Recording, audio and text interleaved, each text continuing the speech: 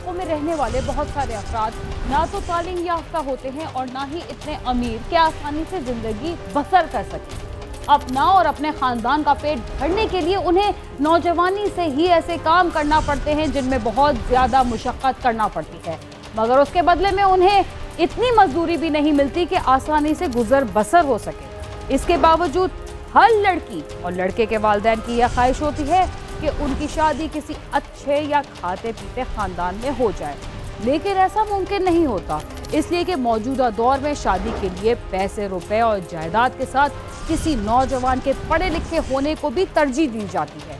बचपन से ही मेहनत मुशक्कत के साथ जुड़ जाने वाले गैर हुनरमंद नौजवानों की जिंदगी शादी के बाद उस वक्त तक तो किसी न किसी तरह गुजर ही जाती है जब तक वो मेहनत मुशक्कत और जफाकशी के काबिल होते हैं, लेकिन उम्र ढलने के साथ जब वो काम काज के काबिल नहीं रहते तो घरेलू लड़ाई झगड़े रोज का मामूल बन जाते हैं। इन झगड़ों की वजह से खुला या तलाक की नौबत भी आ जाती है और बाहमी तशद्दुद भी जिंदगी का हिस्सा बन जाता है। हमारे ख्याल में किसी भी मुआशरे के नौजवानों का हुनरमंद और तालीम याफ्ता होना ही उन्हें जिंदगी के समाजी और माली मसाइल से छुटकारा दिलवा सकता है और इसी सूरत में वो नौजवानी के बाद बुढ़ापे की मंजिल पर पहुंचकर जिंदगी के बचे कुचे दिन आराम और सुकून से गुजार सकते हैं।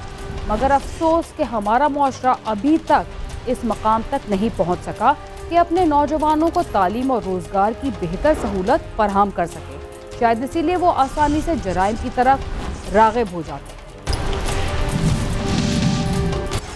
शादी के बाद जब किसी खातून के यहाँ बच्चे पैदा होते हैं तो वो ससुराल वालों से बहुत सारे इख्तिलाफात के बावजूद कोई गिला शिकवा नहीं करती ताकि उसके बच्चों का मुस्तकबिल खराब ना हो। बाज़ दफ़ा उस पर बहुत ज़्यादा जुल्म भी किया जाता है और उसे वो मुकाम नहीं मिलता जिसकी वो मुस्तहिक होती है, लेकिन वो अपने बच्चों और घर की वजह से खामोशी रहती है। लाहौर में शादी के 15 साल बाद एक खातून के शौहर ने अपनी जिम्मेदारियों से मुंह मोड़कर बीवी पर तशद्दुद शुरू कर दिया, जो बढ़ता ही चला गया। लेकिन एक दिन तो इस तशद्दुद की हद ही हो गई और मामला यहाँ तक पहुँचा कि खातून को अपनी जान से हाथ धोना पड़े। आइए देखते हैं कि 3 बच्चों की मां के साथ हालात ने क्या सलूक किया।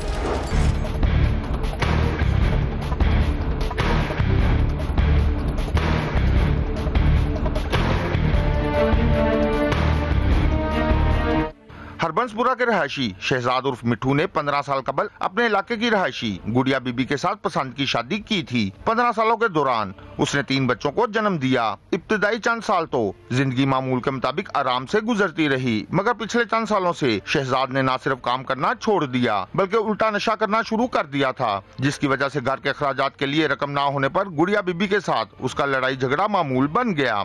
इनकी शादी को हो गए 14-15 साल। तो जब से शादी हुई है ना तो इसके घर में ना सुकून नहीं इन्होंने लेने दिया। ये यही कहते थे कि इसको छोड़ दो, इसकी जो वालदा थी इसको छोड़ दो। ये शादी होने नहीं दे रहे थे पहले तो ये शादी हो ही गई जैसे तैसे करके। ये पसंद की शादी है इनकी, हो गई। फिर उसके बाद 3 बच्चियां हुई हैं, पहले 2 बेटियां हुई हैं, उसके बाद जो है ना फिर एक छोटी बेटी 3 साल की है वो हुई है। तो उसके दौरान लड़ाई झगड़ा ही रहता था। इसका जो हस्बैंड है वो नशा करता है, आइस करता है। खाविंद कमा कर लाएगा तब ही घर का चूल्हा जलेगा और खानदान भी आराम से जिंदगी गुजार सकेगा, लेकिन शहजाद ने नशा शुरू कर दिया तो हालात मजीद खराब हो गए और बेबस बीवी की जान खतरे में घिर गई। आइए देखते हैं उसके बाद क्या हुआ। गुड़िया बीबी के उर्सा के मुताबिक शहजाद उसे आए दिन झगड़कर घर से निकाल देता था और उसके ससुरालियों का रवैया भी उससे ठीक ना था। नौबत यहाँ तक आ गई थी कि गुड़िया बीबी ने घर चलाने और बच्चों की परवरिश के लिए भीख मांगना शुरू कर दी थी। कुछ अर्सा कबल उसके खावन ने उसे फिर झगड़कर घर से निकाल दिया। ताहम चंद रोज पहले सुलह सफाई के बाद गुड़िया बीबी अपने ससुराल आ गई थी। मारता था, उसकी खूब पिटाई लगाता था, जब भी जाता था मारता ही रहता था उसे। तो ये जो है ना कई बार मुझे भी कॉल की कि इसको समझाओ, ये करो। वो यही कहता था कि इसको ले जाओ। 6 माह अपनी मामा के घर इधर रह के जाती होती थी, ठीक है। तो वो इसी दौरान जो है ना क्या हुआ है कि अभी ये तकरीबन ये ईद के ऊपर भी आई हुई थी, ईद पे भी आई है यहाँ पे, तो यहाँ पे टाइम गुजार के गई है। अम्मी कहती थी कि ना जाओ उधर, क्योंकि वो मार्कटाई जो करते थे, तो जो है ना वो धमकियां भी लगाता रहता था कि तुम चली जाओ इधर से। उसका सामान उठा उठा के बाहर फेंकते थे। वो कहती थी कि नहीं, मैंने अपना घर बसाना है, मेरी बच्चियां हैं छोटी छोटी, तो इनकी वजह से जो है ना मैं इसे नहीं छोड़ सकती। 2 रोज कबल मोहल्लेदारों ने उनके घर से गुड़िया की चीखों पुकार की आवाज सुनी। मोहल्लेदार जमा हो गए और घर के अंदर जाकर देखा तो गुड़िया बीबी शोलों में घिरी हुई थी। मोहल्लेदारों ने आग बुझाकर उसे फौरी तिब्बी इमदाद के लिए अस्पताल पहुंचाया, जहां घंटों मोतोहियात की कश्मकश में मुब्तला रहने के बाद गुड़िया बीबी दम तोड़ गई। हम ना काम पे गए थे, तो शाम का वक्त था, तो जैसे ना हम घर आए हैं तो आगे हमारी खाला जो सी ना वो जल रही थी, ठीक है, जल रही थी, और जोन से इसके ससुराल वाले हैं वो सारे उधर जमा होकर इनका तमाशा देख रहे थे, ठीक है। किसी ने नहीं कहा कि जाके इनको आग बुझाएं या करें। मेरा मामू उधर से आ रहा था, मामू भाग आया, मेरा बड़ा भाई आया साथ, और हमने लेके उसको हॉस्पिटल गए हैं। ये हमारे साथ गए हैं, इसके ससुराल वाले। तकरीबन 7 बजे का ये वाक़या है, ठीक है। उसके बाद ये सर्विस हॉस्पिटल गए, उन्होंने हमें जवाब दे दिया, हम जनाज हॉस्पिटल ले गए हैं, तो उन्होंने कहा है कि इसकी सीरियस कंडीशन है, तो इसका बचना मुश्किल है। तो उसके जो से ससुराल वाले जो से गए थे ना, वो वहाँ से भाग गए हैं। वो सारी रात उधर आए नहीं हॉस्पिटल में, तो हम सारी रात देखते रहे हैं। तो सुबह 7 बजे के करीब उनकी डेथ हुई है। तो हमें ना इंसाफ चाहिए, हमारे साथ ज़्यादती हुई है। हमारी खाला को इन्होंने ना अक्सर उसके ऊपर तशद्दुद करते थे, तो उनको ना हमारे वज़ीर आला पंजाब से अपील है कि जल्द से जल्द जो उनसे मुलज़िम है उनको सज़ा मिले।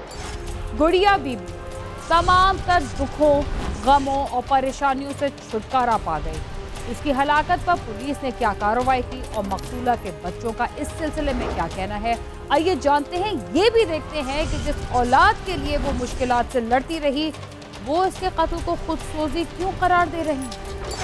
पुलिस ने गुड़िया बीबी के भाई मोहम्मद सलीम की रिपोर्ट पर मकतूला के खाविंद शहजाद उर्फ मिठू और उसके एक साथी इकबाल को गिरफ्तार करके मुकदमा दर्ज कर लिया है। गुस्सा का कहना है कि गुड़िया बीबी को जलाने में शहजाद मिठू की बहन और बहनोई भी शामिल हैं, उन्हें भी गिरफ्तार किया जाए। जैसे ही वो जो ना घर आया है गाड़ी पे, तो गाड़ी में पेट्रोल की बड़ी बोतल रखी हुई थी।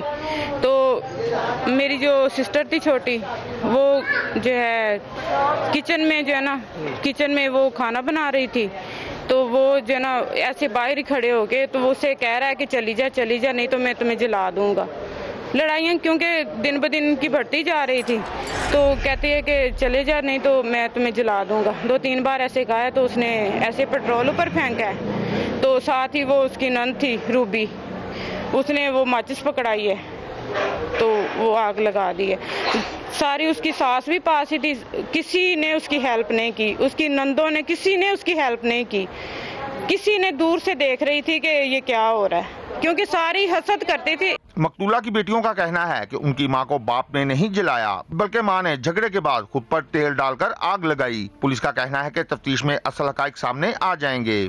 मेरा पापा कह रहा था अभी ना ऐसे झूठ ना मारा करो मेरे सामने, तो फिर वो कह रही थी देखना मैं अब मिट्टी का तेल अपने ऊपर डाल के और आग डालूंगी, और बाद में उसने तीली मारी और इधर फेंक दिया और आग शुरू हो गई है। उसने खुद ही पेट्रोल डाल के और आग लगा ली है, और ये साथ वालों ने पुलिस बुलाकर मेरे पापा पर इल्जाम लगा दिया, भी उसने लगाई है। मकतूला के वर्सा ने अरबाब इख्तियार से मुतालबा किया है कि मुलजमान को जल्द अज जल्द इबरतनाक इंजाम तक पहुंचाया जाए, ताकि आइंदा कोई और गुड़िया ससुरालियों के जुल्म की भेंट न चढ़े। कैमरामैन खुर्रम फयाज के साथ आमिर शहजाद, समा, लाहौर।